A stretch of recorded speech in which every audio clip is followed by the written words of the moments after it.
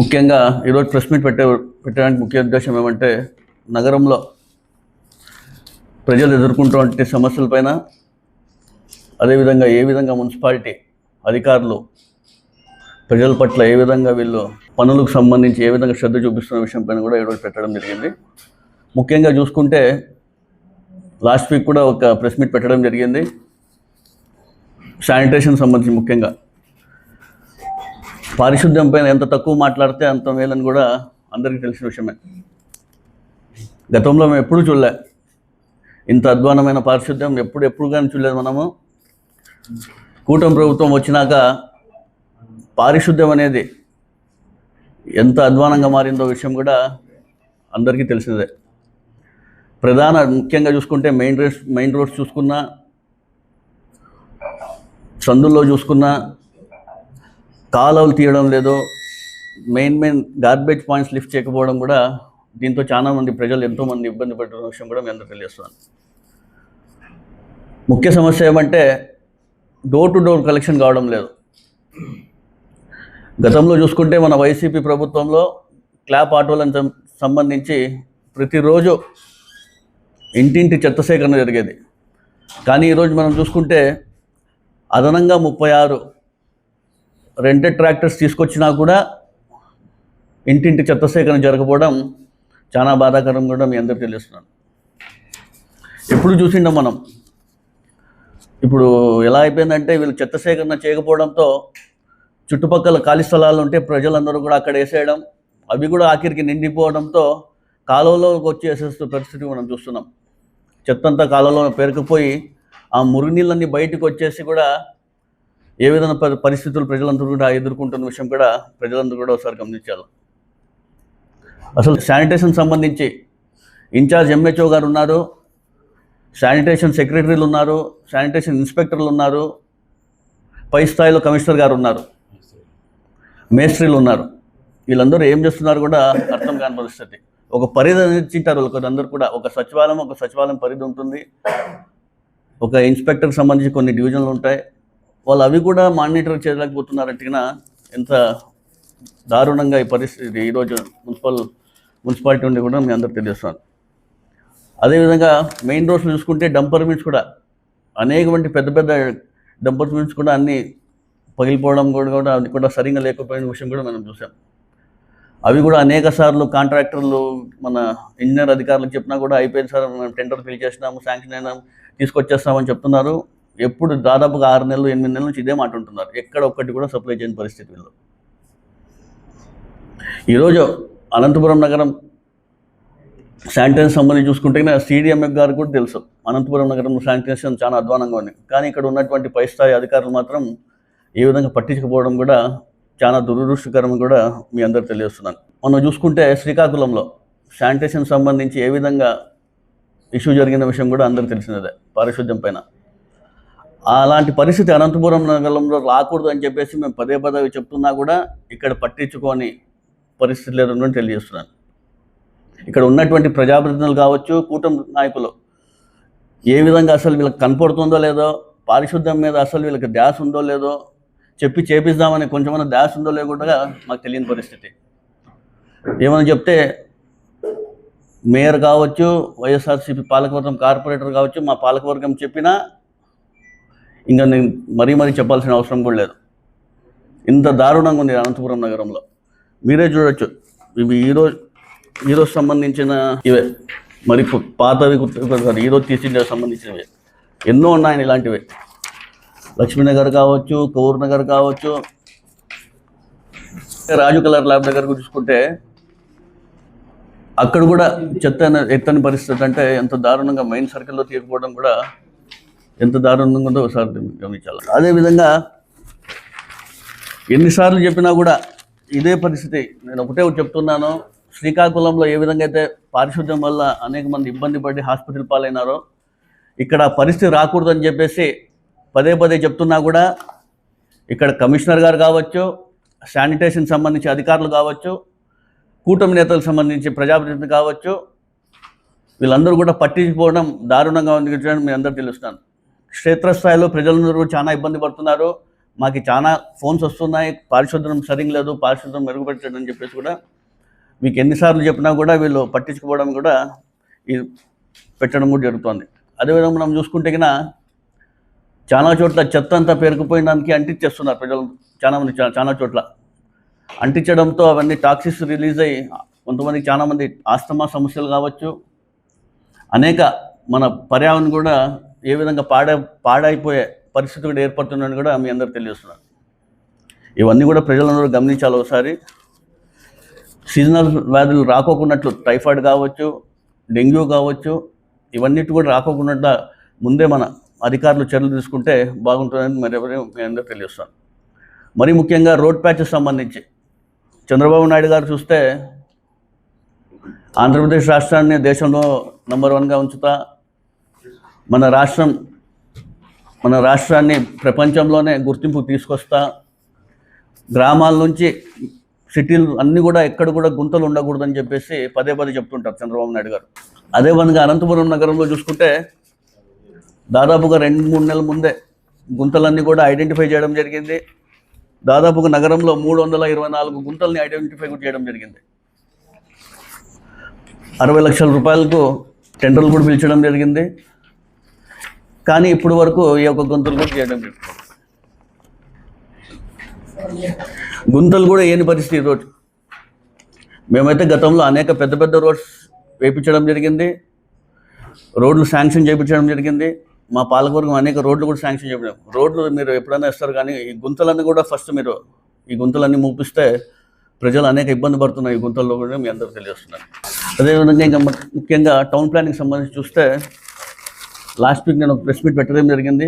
అందులో నేను కొన్ని సమస్యలు చెప్పడం జరిగింది టౌన్ ప్లానింగ్ సంబంధించి. అనంతపురం నగరంలో టౌన్ ప్లానింగ్ అంటేనే మన రాష్ట్రంలోనే ఒక మంచి పేరుంది టౌన్ ప్లానింగ్ సెక్షన్కి అనంతపురం నగరంలో. ఏ అధికారులైనా ఇక్కడ అనంతపురం రావాలంటే అనంతపురం తప్ప ఎక్కడన్నా చెప్పండి, ఎవరైనా అధికారులు ఇక్కడ వచ్చినారా ఇంకా ఇక్కడ ఉండే కొంతమంది అధికారులు బెదిరించి పంపించే వరకు వదిలిపెట్టిన పరిస్థితి కూడా మనం చూసాం గతంలో. అనేక సమస్యలు టౌన్ ప్లానింగ్ సంబంధించి. ఈరోజు టౌన్ ప్లానింగ్ సంబంధించి నగరంలో ప్రజలందరూ చాలా ఇబ్బంది పడుతున్నారు.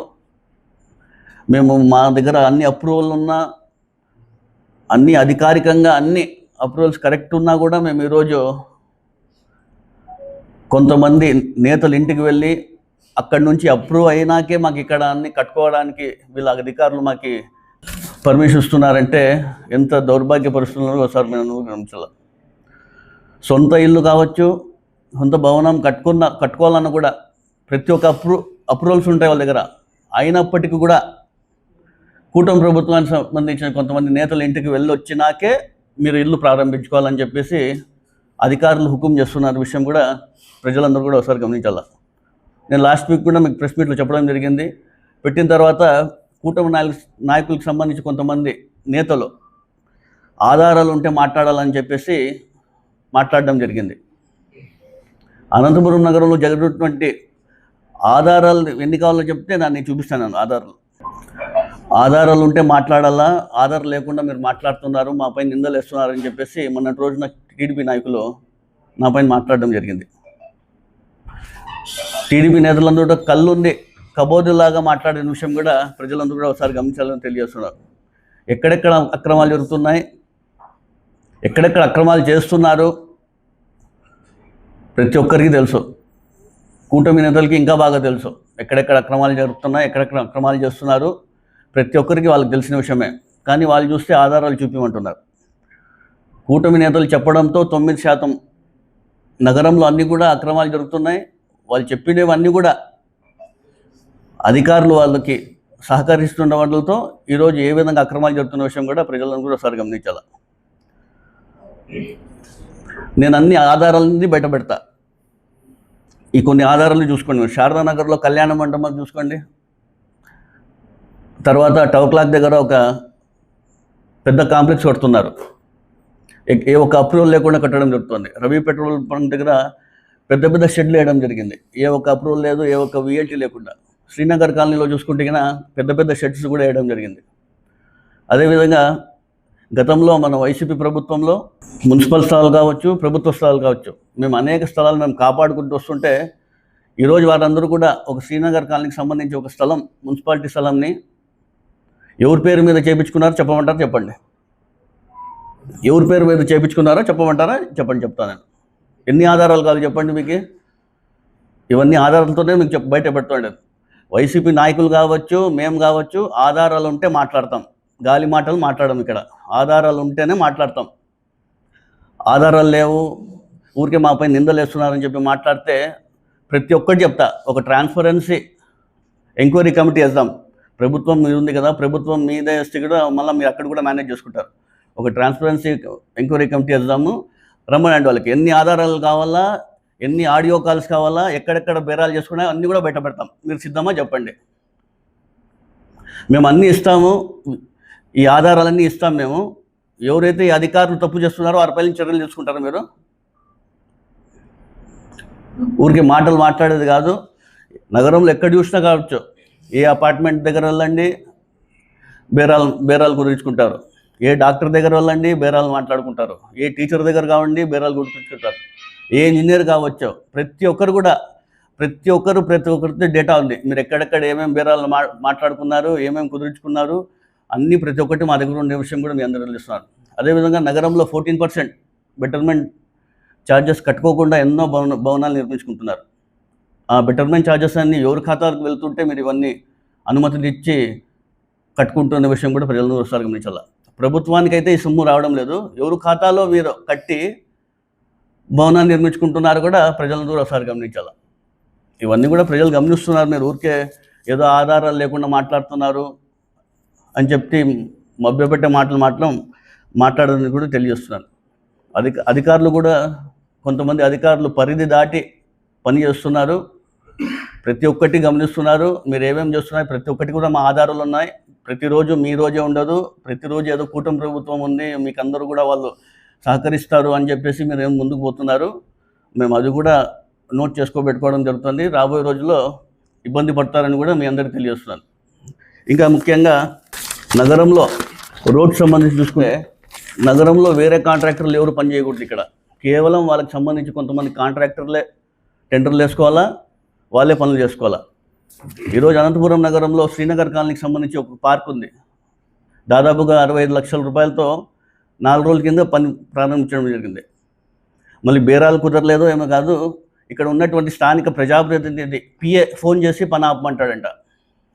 మేమందరం కూడా పని జరగాల, ప్రజలకు ఇబ్బంది పడకూడదు, పని చేయాలని చెప్పేసి మేము వెంటబడుతుంటే అధికారులకు జరిగే పనులకు వీళ్ళు పనులు ఆపమంటుంటే ఎంత దౌర్భాగ్యం ఉన్నారో వీళ్ళని కూడా ఒకసారి గమనించాలి. ఎన్నో రోజులు పెండింగ్ ఉన్నారు. అక్కడ ఆ గోడ పడిపోయింది, ఆ పార్క్లో చాలా మంది ఇబ్బంది పడుతున్నారని చెప్పి అనేక సార్లు మేమే అక్కడ అంతా మా పాలకవర్గం వెళ్ళి మేము శాంక్షన్ చేయించడం జరిగింది 65 lakhsతో.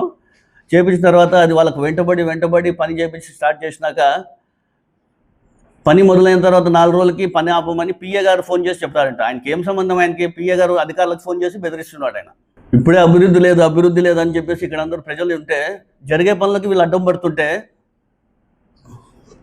ఎంత దారుణంగా పరిస్థితి ఉండగా ఒకసారి గమనించాలి. అదేవిధంగా స్థానిక ప్రజాప్రతినిధి ఇంటి ముందర 1 కోటి రూపాయలతో 15 ఫైనాన్స్లో శాంక్షన్ అయితే జనవరి 1వ తారీఖున భూమి పూజ చేశారు. అది కూడా వెట్ మిక్స్ కూడా పని పూర్తి కాలేదు. దాదాపుగా 2.5 నెలలు అవుతుంది, ఇప్పుడు వరకు పని పూర్తి కాలేదు. పనులన్నీ మీకే కావాలా, మీ కాంట్రాక్టర్లకే, కానీ పనులు మాత్రం చేయని పరిస్థితి. వేరే కాంట్రాక్టర్ మాత్రం ఇక్కడ వచ్చి టెండర్ వేసినా కూడా బెదిరించి వాళ్ళకి రానికున్నట్లు చేస్తారు. పనులు వండి చేయమంటే కూడా అవి కూడా చేయరు. ఆ గుల్జార్పేటలో చూసుకుంటే కూడా దాదాపుగా 3-4 నెలలు అవుతుంది. రంజాన్ నెల వచ్చేసి అనేక సార్లు చెప్పడం జరిగింది. ఏం అధికారులు కూడా నిద్రపోతున్నారా ఇక్కడ? ఏమన్నా గుల్జార్పేట పని అంత ఇబ్బంది పడుతున్నారు, అసలు పని చేయలేకపోతారు. ఆ హౌసింగ్ బోర్డులో చూసుకుంటే కన్నా దాదాపుగా 2-2.5 నెలల పని స్టార్ట్ చేసినారు, మొన్న కంప్లీట్ చేసినారు. అది మొదలు పెట్టడమో వదిలేయడం, ప్రజలు ఎట్లన్నా ఏమైనా ఇబ్బంది పడి అంత దారుణంగా ఉన్నారు పరిస్థితి. ప్రజలందరూ కూడా ఒకసారి గమనించాలా. పనులు కేవలం భూమి పూజలు చేస్తారు తప్ప ఏ ఒక్క కార్యక్రమం కూడా ముందుకు పోని విషయం. ఏవో కొన్ని రోడ్లు చేస్తున్నారు, మధ్యలో ఆపేస్తున్నారు. అవి కూడా ఏదో బేరాలు కుదరలేదు మాట్లాడుకోవడం. వీళ్ళకి సెట్ అయితే మళ్ళీ చేయమంటారు, లేదంటే అట్లా ఆపేయమంటారు. ప్రజలు ఏమన్నా కానివ్వండి. అక్కడ ఇవన్నీ కూడా ప్రజలకు ఒకసారి గమనించాలని కూడా పదే చెప్పడం జరుగుతుంది. మరి ముఖ్యంగా డంప్ యార్డ్ సంబంధించి చూస్తే అక్టోబర్ 2వ తారీఖున గాంధీ జయంతి రోజున అయిపోతుందని చెప్పేసి మంత్రి నారాయణ గారు వచ్చినప్పుడు కూడా చెప్పడం జరిగింది.